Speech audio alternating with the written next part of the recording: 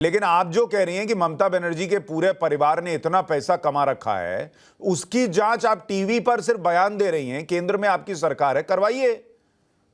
मैं फिर आपसे कह रही हूँ कि ये तो वही बात हो गई ना, जो आरोप ये लोग लगाते हैं कि ईडी और सीबीआई हम चलाते हैं, ये बातें झूठ हैं। ईडी और सीबीआई हम नहीं चलाते। जिस वक्त अगर एक एफआईआर होती है और अगर हाथ में प्रूफ होगा तो एफआईआर भी होगी और हम कोर्ट भी जाएंगे। तो आपके पास, तो आप ही एफआईआर कर दे, आपके पास तो प्रूफ होगा। आप इतना बोल रही हैं कि इतना गाड़ी, इतना सब कह रही हूँ ना, मैं तो आपसे कह रही हूँ, इट इज ड्यूरिंग इन्वेस्टिगेशन, ये सब आएगा सामने। आप लोगों के रहन सहन से ही तो आपको पता चल जाएगा। जिसके पास कोई सोर्स ऑफ इनकम नहीं था, अगर आज उनके 10-10 मकान हैं तो वो कहां से आए? अरे तो फिर अगर वो 10 मकान अगर गलत तरीके से आए हैं तो प्रियंका टिब्रेवाल जी, आप तो वकील हैं, आप ही एफआईआर कर दीजिए, जांच शुरू हो जाएगी, सब तो सामने आएगा। चलिए मैं इस पर रिएक्शन ले लेता हूं। मानव जायसवाल जी, आप सुन रहे हैं, ममता बनर्जी भले रबर की चप्पल पहनती हो, लेकिन उनके भतीजे, परिवार, सबने बहुत पैसा कमाया है, ये बीजेपी की प्रवक्ता आरोप लगा रही हैं। और दूसरा, जो पब्लिक आज की डेट में चर्चा कर रही है कि पार्थ चटर्जी जो है वो इतना सब कुछ कर रहे थे, अगर जो आरोप लग रहे हैं, और ममता बनर्जी के राइट हैंड है और उनको पता ही नहीं चला ममता बनर्जी को कुछ भी। सर, बहरहाल सभी को मेरा नमस्कार है और आपके माध्यम से मैं हमारी संवेदना भी मैं पहुंचाना चाहता हूं पूरे देश भर में, जहां जीएसटी की मार है और बेरोजगारी अपरंपार है। बहरहाल जो बात आप कर रहे हैं सर, जो पार्थ चटर्जी बहुत करीबी है, उनकी अर्पिता जी जो भी, हम लोग अर्पिता जी के मैं प्रवक्ता नहीं हूं। और जहां तक हमारी जो बहन है प्रियंका जी, उनकी बातें मैं सुन रहा था, उनके पास बहुत सारे दिव्य ज्ञान है, बहुत जरूरी है, ऐसे दिव्य ज्ञान बीजेपी के पास अनंत है, लेकिन वो पहुंच कहां जाते हैं सर? वो परिवार की बात करते हैं।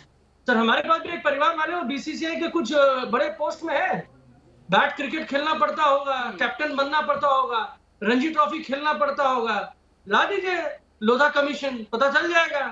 दूसरी बात मैं पूछना चाहता हूं सर, 50,000 रुपया का 80 करोड़ हो जाता है, इनको नहीं दिखता है। ईडी सीबीआई की हम बात करते हैं सर, हमको न्यायपालिका पर पूर्ण भरोसा है। हम बोलना चाहते हैं सर, जितने भी ईडी सीबीआई के केसेस है, बार बार बहुत ही रेटोरिक हो जाता है। 5,600 केसेस ईडी सीबीआई ने दर्ज किए हैं कुछ सालों में, लगभग 990 केसेस हैं जो कि ट्रायल तक जाती हैं, और कन्विक्शन रेट सिर्फ 23 है। और परसेंटेज क्या होता है सर? 0.41%।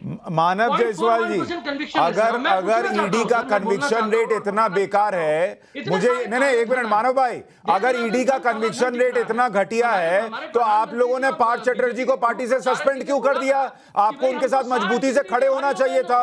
वो तो ममता बनर्जी के साथ उस जमाने में खड़े हुए जब ममता बनर्जी के साथ कोई खड़ा नहीं हो रहा था। तो सुनाई नहीं दे रही मानव भाई, आवाज आ रही है आपको? हाँ, आवाज अभी आ रही है सर। हाँ, मैं ये कह रहा हूं, अगर आप जो आंकड़े गिना रहे हैं कि ईडी का कन्विक्शन रेट इतना घटिया है, तो इतनी जल्दबाजी में आप लोगों ने पार्थ चटर्जी को पार्टी से सस्पेंड क्यों कर दिया? उनको सिर्फ पद से हटाते। वो तो तब भी खड़े हुए ममता बनर्जी के साथ जब कोई ममता बनर्जी के साथ नहीं था। आज आप लोगों ने उस ईडी के नाम पर उनको हटा दिया जिसको आप खुद कह रहे हैं कि वो बेकार काम करती है। देश को, सुनिए सर, आपके माध्यम से मैं देश को अवगत कराना चाहता हूँ, हमारी पार्टी का स्टैंड क्लियर है, zero tolerance in corruption, zero tolerance. हमने जो देखा इनिशियली जिस तरीके से ईडी सीबीआई काम करती है, और आपने भी अभी कुछ देर पहले बोला कि कहीं महाराष्ट्र 2 नहीं होने वाला है क्या बंगाल में? तो आपने ये मन में ठान लिया है, मन में आपकी बातचीत चल रही होगी कि भाई अपने मन से तो आप बात कर ही रहे होंगे, भाई ईडी सीबीआई क्या करती है, महाराष्ट्र जैसा दूसरा कांड कर देगी, मध्य प्रदेश जैसा तीसरा कांड हो जाएगा, तो बंगाल में नहीं होगा, हम सुरक्षित हैं, टेंशन नहीं है। और जो हमारे मिथुन चक्रवर्ती जी हैं, उनको पूछ लिया जाएगा। मानव जी, मैंने आपसे क्या पूछा? तो मानव जी, मैं आपसे पूछ कुछ रहा हूं, आप घुमा मुझे कहीं और रहे। मैं आपसे पूछ रहा हूं, अगर एक मिनट मुझे ये बताइए, आपने पार्थ चटर्जी को सस्पेंड किया, मानव जी, आपने पार्थ चटर्जी को सस्पेंड किया, आप मानते हैं कि ईडी के आरोप आपको इनिशियली ठीक दिख रहे हैं इसलिए सस्पेंड किया, या हवा में कर दिया? सर सुनिए सर, हम निष्पक्ष जांच चाहते हैं। हम चाहते हैं कि पार्टी में रहते हुए अगर वो कोई पोस्ट होल्ड करते हैं तो किसी ना किसी तरीके से लोगों के मन में ये हो सकता है कि वो इन्फ्लुएंस कर सकते हैं।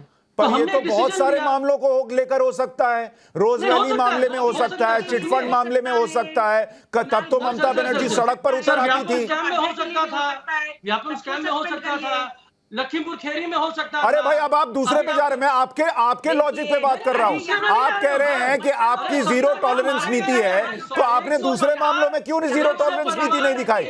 इसी मामले में ममता बनर्जी को जीरो टॉलरेंस नीति दिख रही है। सुनिए सर, हम जीरो टॉलरेंस 6 दिन लगे नहीं सर, 6 दिन में हमने डिसीजन ले लिया। हाँ, तो 6 दिन में आपने मान लिया पार्थ चटर्जी के पास जो मिल रहा है वो गड़बड़ है। जी नहीं सर, तो फिर क्यों सस्पेंड कर दिया? देश में जिस तरीके से जो चल रहा है, वाद विवाद हो रहा है, हमने देश को एक जगह दी है, हमने देश को दिखाया है। अरे सर, एक पुलिस कमिश्नर के लिए सीबीआई पूछने आई थी तो ममता बनर्जी सड़क पर बैठ गई थी और यहां अपने राइट हैंड को पार्टी से सस्पेंड कर दिया। और अब आपको याद आ रहा है जीरो टॉलरेंस नीति क्या होती है। राज बिहारी जी, क्या ममता बनर्जी को ये लग रहा है, दिख रहा है कि जो चीज है निकल कर आ रही है वो मामला इतना गंभीर है कि डिफेंड नहीं हो सकता? और क्या जो प्रश्न पूछा जा रहा है कि ममता बनर्जी को पता कैसे नहीं था, यह वाजिब प्रश्न है? राज बिहारी जी, देखिए, ये सब जानकारी तो ममता बनर्जी और उनके भतीजे अभिषेक बनर्जी को हमेशा रहती है, क्योंकि पश्चिम बंगाल में ममता बनर्जी के बाद एक नाम चलता है एबी, ब्यूरोक्रेसी में, पुलिस में। एक संदेश आता है कि अगर एबी ने कहा, एबी मतलब अभिषेक बनर्जी ने कहा है, तो उसका पालन हर एक को करना होता है, चाहे पार्टी के नेता हों, चाहे ब्यूरोक्रेसी के अफसर हों, चाहे पुलिस के अफसर हों। तो एबी का राज वहाँ एक तरह से चलता है। और एबी की जानकारी में ये सब मामला ना हो, ये नहीं हो सकता, क्योंकि पार्थ चटर्जी टीएमसी की। मानव जी, आपने इनिशियल कमेंट दे दिया, एक बार उनको बोल लेने दीजिए, फिर आप रिस्पॉन्ड कीजिएगा। एक बार वो बोल लें।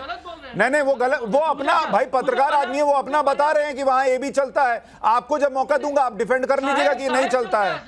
पूरे देश में साहेब चलता है, साहेब। हाँ ठीक है, पूरे देश में साहेब चलता है, आपने बोल दिया, कोई डिफेंड नहीं करा, चलाइए पूरे देश में। देखिए राज बिहारी जी, आप अपनी बात पूरी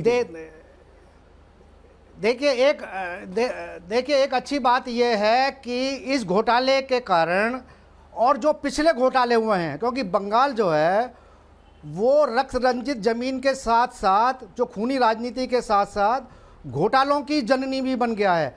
वहाँ पर हर साल कोई ना कोई एक बड़ा घोटाला होता है जो देश में चर्चा में आता है, चाहे शारदा घोटाला हो, चाहे रोजवेली घोटाला हो, चाहे नारदा स्टिंग हो, चाहे अम्फन घोटाला हो, चाहे पशु तस्करी का मामला हो, चाहे कोयला खनन का मामला हो, चाहे राहत हो, राहत में भी घोटाले होते हैं।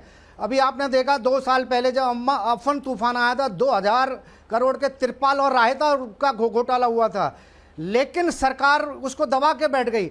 लेकिन इतना है कि इस घोटाले के कारण, क्योंकि इस घोटाले, शिक्षा घोटाले में 5000 से ज़्यादा युवा जुड़े हुए हैं, उनका भविष्य जुड़ा हुआ है, इस कारण ये बहुत चर्चा में आएगा। अभी तो शुरुआत है, अभी तो आप देखिए नहीं, तो आपके हिसाब से ये जो चीजें हैं ये ममता बनर्जी के दरवाजे तक जाएंगी, आपको लग रहा है? नहीं, ये तो हो ही नहीं सकता कि ममता बनर्जी को कुछ पता ना हो। ममता बनर्जी को तो बंगाल में छोटे से छोटे कहाँ पे कट मनी ली जा रही है, कहाँ राशन में गड़बड़ी हुई है, कहाँ तेल बांटने में गड़बड़ी हुई है, कहाँ तिरपाल, हर रिपोर्ट आती है। ठीक है, आप कह रहे हैं ममता बनर्जी को न पता हो, ये नहीं हो सकता।